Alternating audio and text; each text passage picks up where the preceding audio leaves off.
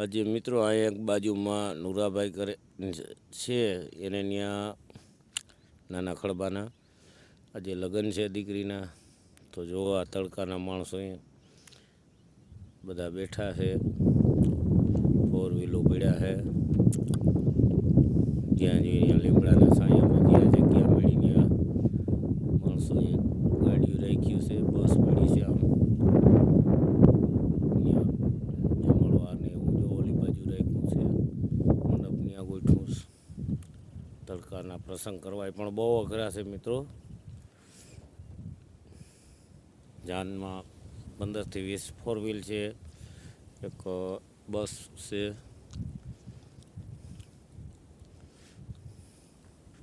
આપણે મોટર હાલતી કરી મિત્રો. જો આ પાઇપ જાય એ આપણી મોટર, એ ઓલું લાકડું ખોડેલું રહ્યું અંદર પાણીમાં, ત્યાં આપણી મોટર છે. જો આ ઝારું વચમાં દેખાય ત્યાં, અને આ ચેકડેમમાં મોટર હાલે. હમણાં ચેકડેમમાં પાણી પાછું વધવા માંડ્યું છે. આ ચેકડેમ છે.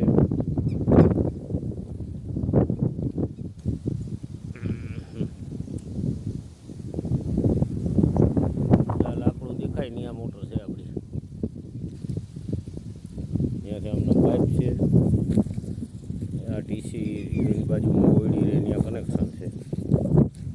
આ સોસોઈ નદી, હજી પાણી આમાં નીચે થોડું થોડું જાય છે. આ કેબલ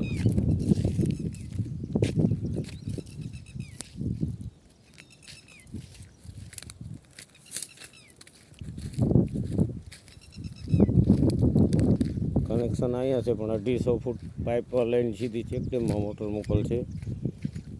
અને ઓયડી અહીંયા છે.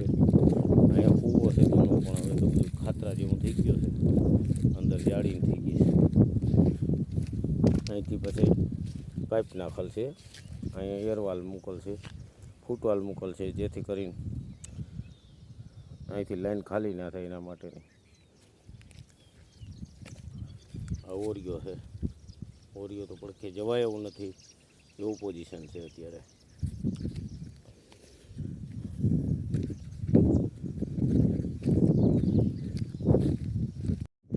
બુલેટ આપણે સાપરામાં રાખી દીધી છે. હવે જઈ મગમાં પાણી વારવા. મગને હવે બસ છેલ્લું પાણી છે એ 30% વાવવાના રહ્યા છે. 70% તો કાલ પી ગયા. અહીંયા આપણે તેલ કાઢ્યા હતા એનો કિલો ઢગલો છે. અમુક જગ્યાએ કાચા છે, અમુક જગ્યાએ હવે આવી રીતે પાકી ગયા છે, ક્યાંક ફાલ સારો લઈ ગયા છે. કારણ કે શરૂઆતમાં જરાક પાણીની ખેંચ પડી ગઈ હતી, અત્યારે તો પાણી વધે છે. આમાં બધી પાકી ગયા છે. ત્યાં જોઈએ શું સારી એરિયો દેખાય, ગામ ને બધું એ હાવ શાંત દેખાય.